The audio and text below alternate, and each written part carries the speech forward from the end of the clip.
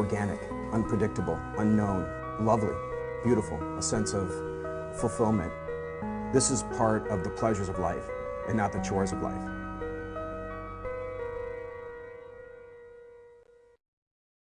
Coming up this Monday morning on Daily Iowan TV, Cedar Rapids flood.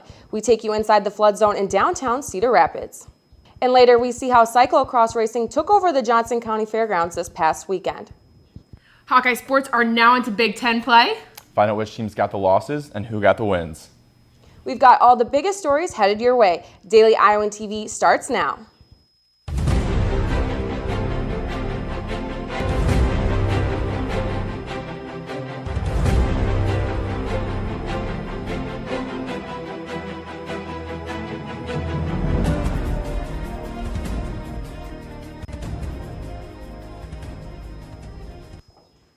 Good morning, Iowa City. Welcome to our Monday edition of Daily Iowa TV. I'm Nikki Crossway.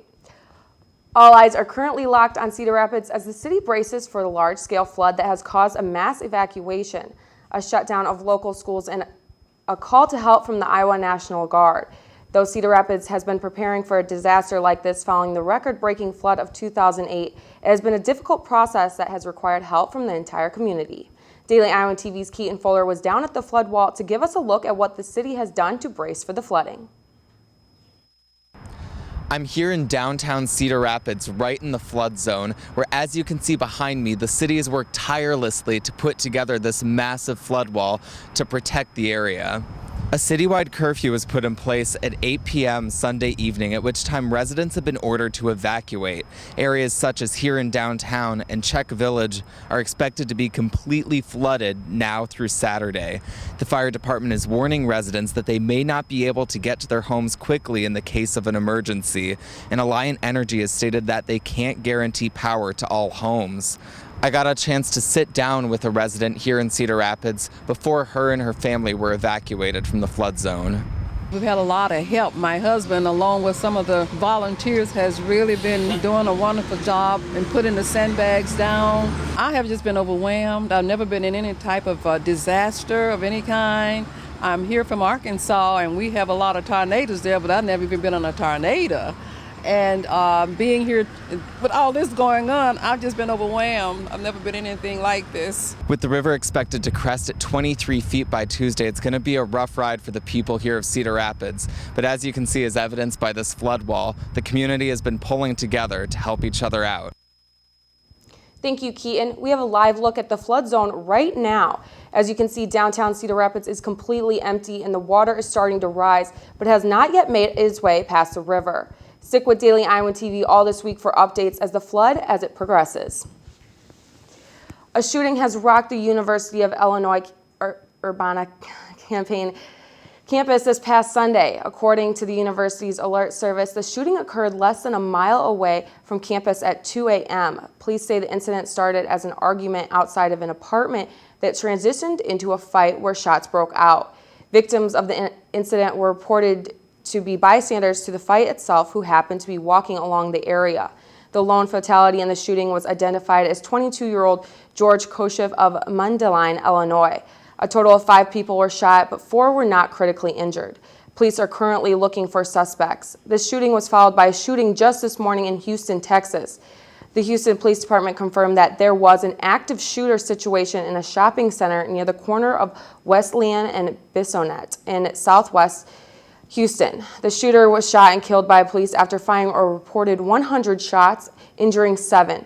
Beyond the shooter, no other deaths have been reported thus far.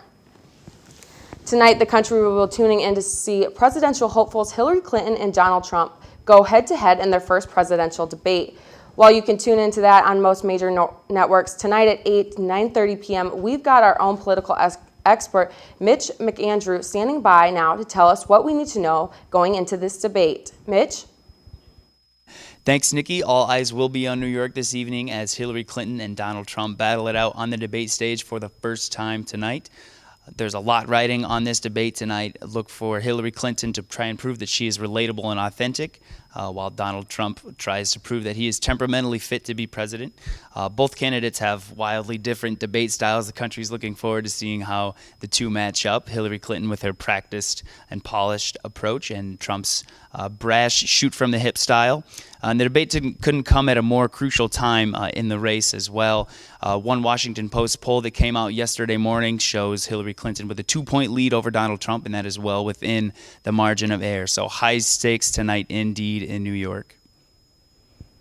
While things are just starting to heat up in the presidential election, this weekend it felt like the weather was cooling down here in Iowa City. For more, we've got our very own Becca Scadden standing by in the weather studio. Becca? Happy Monday, Hawkeyes. As we kick off homecoming week, it is finally starting to feel like fall here in Iowa City.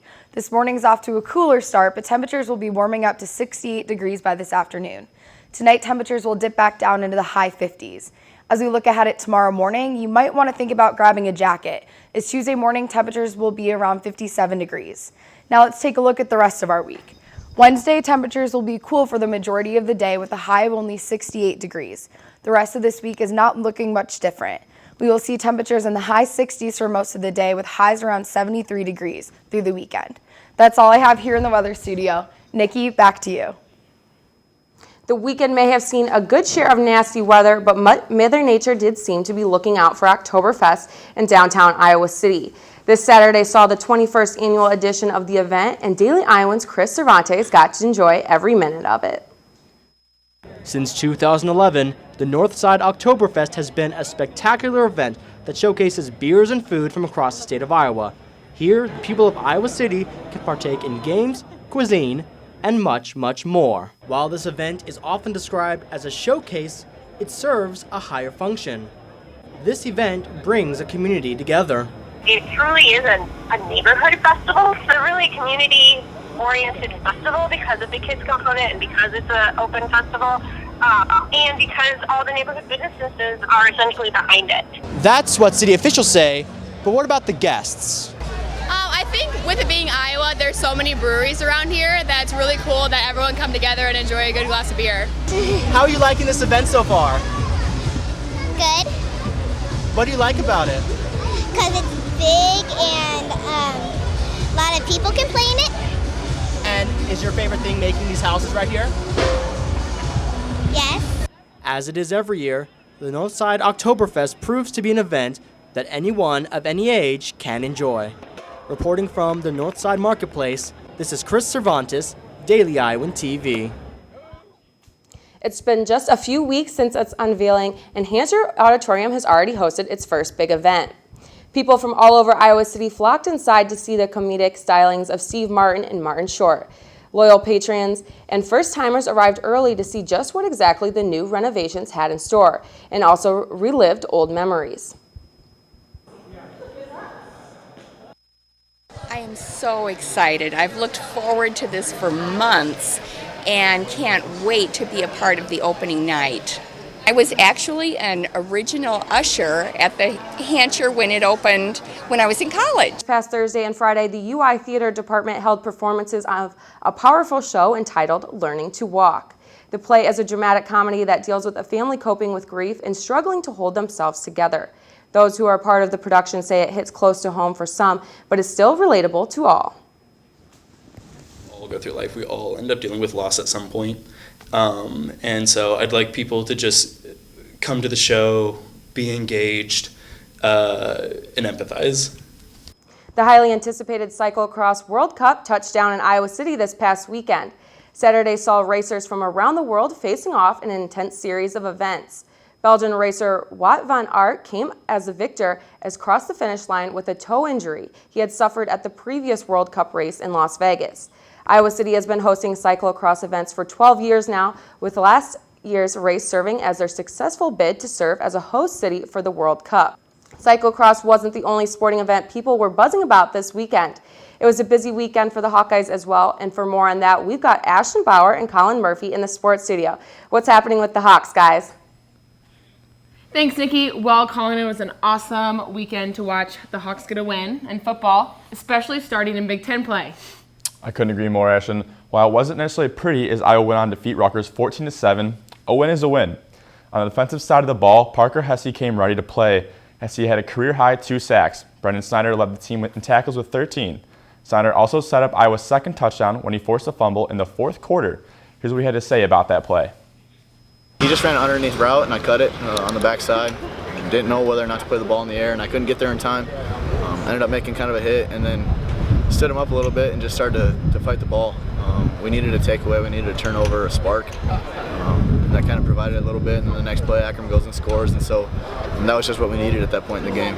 It was a big changing point in the game. Our defense held them up the whole game, and they've been playing good this whole year. We just got to help them out. We got to put some points up, and it's called complementary football. That's what Coach Farron's always talk about. We do good, the defense do good, special team, all 3 phases clicking, and we left out so many things on the field. We just got to get better. We on to the next week.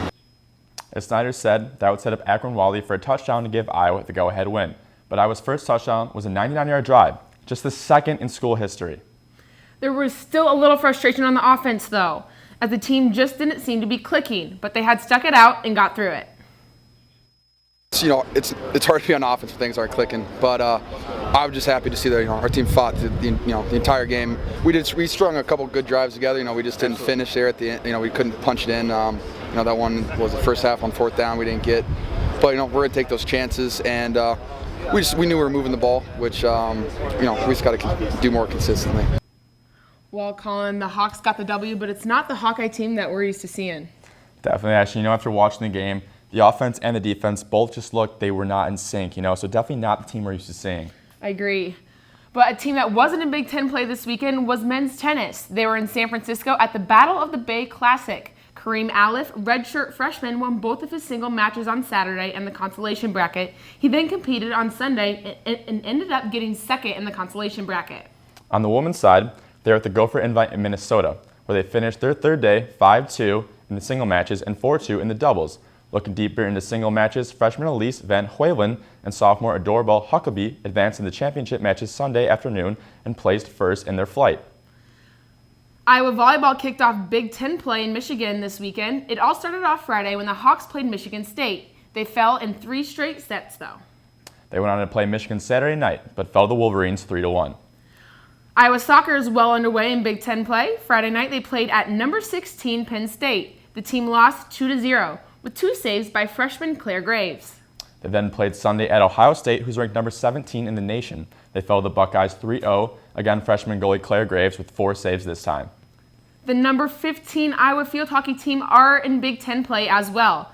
They took on number 16 Maryland on Friday and lost 4-2. Natalie Cafone was responsible for both of their goals. They then played Sunday against unranked Rutgers. Reporter Aaron Erickson has the recap. The Hawkeyes closed out their 2nd straight weekend at home, still looking to grab their first win in Big Ten play. But unfortunately, that win has still yet to come. The Hawks were able to avoid the rain, but unable to avoid their 3rd straight loss to a Big Ten opponent. After the game, Coach Salucci was disappointed with the overall effort the team displayed on Sunday's matchup. Complete lackluster effort on our team's part. I don't know who that team was that just came out to play. We haven't played like that all season, and unless if they have to show up and play and bring Iowa field hockey our brand, and they didn't today. Iowa, now down 2 goals entering the 2nd period, was hoping to quickly find a sense of urgency and overcome the deficit. A gleam of hope finally came in the 64th minute thanks to redshirt senior Natalie Cafone. Iowa had 12 shot attempts in the game, 10 attempts in the 2nd period alone, but was still unable to convert and score again, handing the Scarlet Knights the win and the upset over the 15th ranked Hawkeyes. We just needed to keep our shape, keep our structure, and keep to our game plan. And if we would do that, we'd get back on the board. But then again, we still had a very lackluster effort at the beginning of the 2nd half and didn't really try to play until about 15 minutes left in the game. And when you play a good team like Rutgers, it's too late. Reporting from Grant Field, this is Aaron Erickson, Daily Iowan, TV Sports. The field hockey team will travel to Indiana this week to face the Hoosiers in a Big Ten showdown. They are back home October 7th against Central Michigan. It was a jam-packed weekend for Iowa sports, and it doesn't slow down from here. Nikki, back to you. That's a wrap for this Monday edition of Daily Iowan TV. For the latest news, check out our website, dailyiowan.com, and be sure to tune in bright and early at 8:30 a.m. every weekday. For Daily Iowan TV, I'm Nikki Crossway. Have a great day, Iowa City.